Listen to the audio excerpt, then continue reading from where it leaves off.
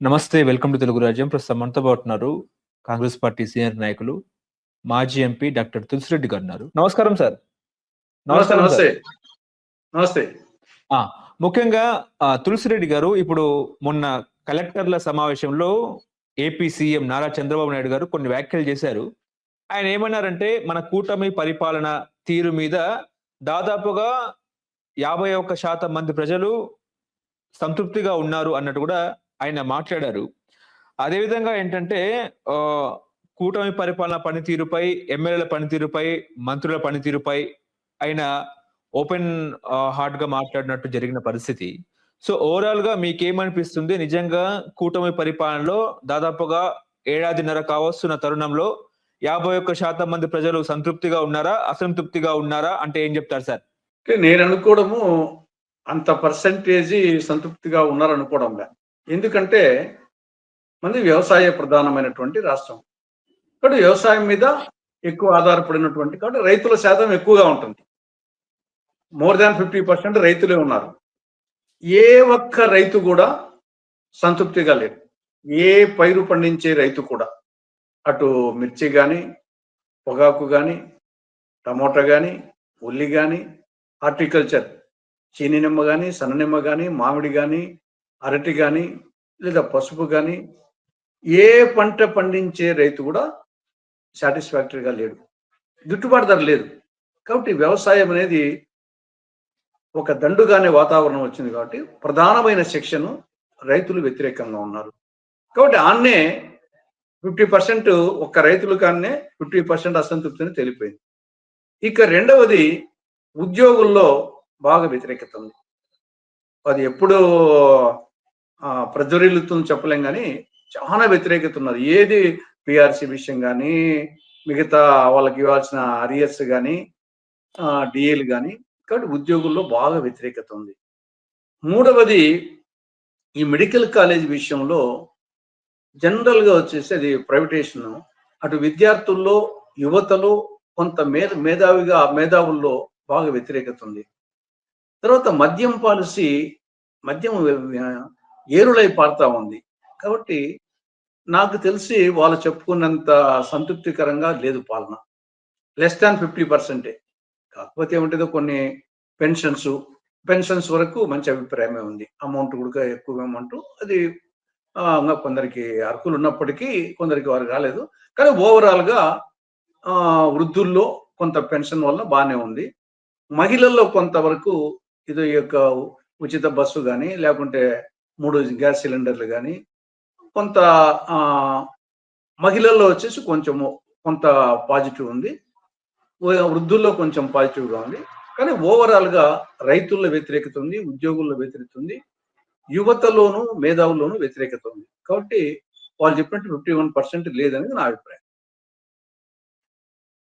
అంటే ముఖ్యంగా మంత్రుల పనితీరు ఎలా ఉంది సార్? మంత్రుల పనితీరు మీద గూడా, ఎమ్మెల్యేల పనితీరు మీద గూడా అసంతృప్తి వ్యక్తం చేశారు సీఎం గారు అన్నట్టు కూడా మాట్లాడారు. నిజమే అంటారా?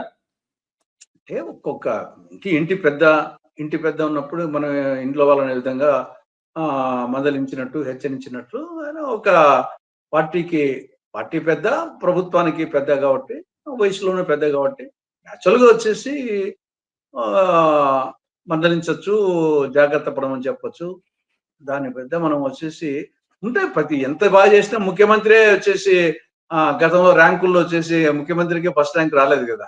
ఆ ప్రకారం అయితే ఆయనకి ర్యాంకుల్లో ఎక్కువ వచ్చింది. కాబట్టి ముఖ్యమంత్రికి రాలేదు, లోకేష్‌కి రాదు. ఆయన కూడా ర్యాంకులు వచ్చేసి మిగతా వాళ్ళకి ఎక్కువ వచ్చాయి. కాబట్టి ఇదే సరే ఒక కుటుంబ పెద్దగా ఎప్పటికప్పుడు ఫ్రీక్వెంట్‌గా పరిపాలన గురించి రివ్యూ చేసుకోవడం మంచిదే. ఆ రివ్యూ చేసుకున్నప్పుడు కొన్ని సూచనలు, సలహాలు, కొన్ని హెచ్చరికలు, కొన్ని పెద్దరికంగా మాట్లాడేది తప్పు లేదనిపిస్తుంది. అమరావతి మీదనే చంద్రబాబు నాయుడు గారు దృష్టి పెడుతున్నారు అన్నట్టు మాట్లాడుతున్నారు. కేవలం అమరావతి మీదనే. అంటే ఇటు ఉత్తరాంధ్ర వైపు గాని, లేకపోతే దక్షిణ కోస్తా గాని, లేకపోతే రాయలసీమ వైపు అంత ఫోకస్ చేస్తలేరనేది చర్చ. అదేవిధంగా అమరావతికి భూములు ఇచ్చిన రైతుల్లోనూ తీవ్ర అసంతృప్తి ఉందన్నట్టు కూడా మాట్లాడుతున్నారు. మీరు కూడా అమరావతి వెళ్లారు కాబట్టి. అట్లా ఆ రకంగా ఉందంటారా? ఈ 2 అంశాలు కూడా కరెక్టే. యాక్చువల్‌గా అమరావతి గుడికే చేసింది ఏమీ లేదు. కానీ పొద్దుసం అమరావతి గురించి మాట్లాడము ఆయన గాని, నారాయణ గాని, మిగతా గాని మీడియా వాళ్ళు కానీ అనుకూలమైన మీడియా రాయడంతో ఏమైందంటే మిగతా ప్రాంతం వాళ్ళకు అటు ఉత్తరాంధ్ర కానీ ఉత్తరాంధ్ర అంటే ఈ లోపల విశాఖపట్నం కూడా పోతున్నారు కాబట్టి కొంచెం తక్కువ ఉందేమో అక్కడ. రాయలసీమ ప్రాంతము ప్రకాశం నెల్లూరు ఈ ప్రాంతాల్లో మాత్రము ఇదంతా అమరావతికి దోచిపెడుతున్నాడు, అమరావతి పేరు చెప్పి 63,500 కోట్ల రూపాయలు అప్పు తెచ్చాడు, అది మనం అందరం కట్టాలి కదా, అన్ని ఆడికేనా, ఆయనకు తప్పనిచ్చి వేరే లేదా అనేది ఒకటి వాస్తవంగా వచ్చేసి ఈ ప్రాంతం ప్రజల్లో ఉండేది వాస్తవమే. ఈవెన్ వాళ్ళల్లో కూడా టీడీపీ కూటమి కార్యకర్తల్లో కూడా పోనీ ఆడేమన్నా అమరావతిలో పెద్దగా చేసింది అంటే ఏమీ లేదు, మళ్ళీ ఆడ వచ్చేసేసి. కానీ ఇవన్నీ మాటల వలన అభిప్రాయం ఇక్కడ నష్టం జరుగుతుంది. అక్కడ మీరు చెప్పినట్లు ఈ యొక్క ల్యాండ్ పూలింగ్ కు మళ్ళా ఫర్దర్ ల్యాండ్ పూలింగ్ కోసము ఆ జీవో ఇవ్వడము పదే చెప్పడంతో ఆల్రెడీ గతంలో భూములు ఇచ్చిన రైతులు ఆల్రెడీ చేతిలో 53,000 ఎకరాలు ఉంది, అటు రైతులు ఇచ్చింది గవర్నమెంట్ది. దానికే ఇంకా వాళ్ళు వచ్చేసి వాళ్ళ ప్లాట్స్ ఎక్కడ చెప్పడం లేదు, లేఅవుట్స్ లేదు, ఇన్ఫ్రాస్ట్రక్చర్ లేదు, వాళ్ళు అమ్ముకునే పరిస్థితి లేదు, బిల్డింగ్స్ కట్టుకునే పరిస్థితి లేదు. వాళ్ళ పరిస్థితి అగమ్య గోచరంగా ఉంటే మళ్ళా వచ్చేసి దాదాపు 44,000 ఎకరాలు మళ్ళా కావాలని చెప్పేసి ప్రయత్నం చేయడం అనేది అక్కడి రైతుల్లో కూడా, రైతులే కాదు అక్కడి ప్రాంతంలో కూడా ఇక్కడ ఏమీ కాలేదు మళ్ళా అదెందుకు అని చెప్పేసి జనరల్ గా ఉంది. ఇది అది అవసరం లేదు. ఎందుకంటే ఇప్పుడు తెలంగాణ సచివాలయం ఉంది, ఎన్ని ఎకరాలు ఉంది? 28 ఎకరాలు. తెలంగాణ సచివాలయము ఉన్నంతలో దేశంలోనే ఒక బ్రహ్మాండమైన సచివాలయము. అది కేవలం 28 ఎకరాలలో కేవలము 616 కోట్లతో నిర్మించడం జరిగింది.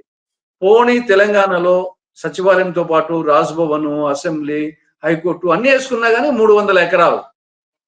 ఇక్కడ ఆల్రెడీ 54,000 ఎకరాల చేతిలో ఉంటే మళ్ళా 44 ఎకరాలు ఏంటి? ఆల్రెడీ సచివాలయము తాత్కాలిక సచివాలయానికి 1,121 కోట్లు ఖర్చు పెట్టడం జరిగింది. మళ్ళా ఇప్పుడు పర్మనెంట్ సచివాలయానికి 4,600 కోట్లు ఖర్చు పెట్టారంట. తెలంగాణలో పర్మనెంట్ సచివాలయానికి 616 కోట్లు ఖర్చు పెడితే ఇక్కడ తాత్కాలిక సచివాలయానికే 1,121 కోట్లు ఖర్చు పెట్టడం జరిగింది. మళ్ళా మాది బీదర్ రాష్ట్రం చెప్పేసి చెప్పడం. కాబట్టి అమరావతి విషయంలో అది అందరము వచ్చేసి అన్ని పార్టీల వాళ్ళం కూడా అది సెంట్రల్ ప్లేస్ ఉంది కాబట్టి అంతవరకు లొకేషన్ వరకు ఎవరికి ఇబ్బంది లేదు, ఆల్రెడీ కట్టినారు కాబట్టి.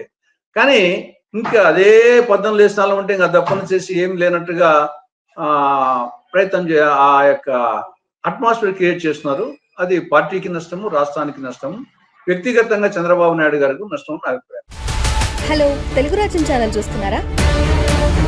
సామాజిక రాజకీయ జీవన చిత్రణే తెలుగు రాజ్యం. అతిశయోక్తులు అసత్యాలు ఉండవు. రాజకీయ కోణం కాదు, ప్రజా కోణమే కొలబద్ద. తెలుగు రాజ్యం వీక్షణ మీ ఉత్తమ అభిరుచికి నిదర్శనం.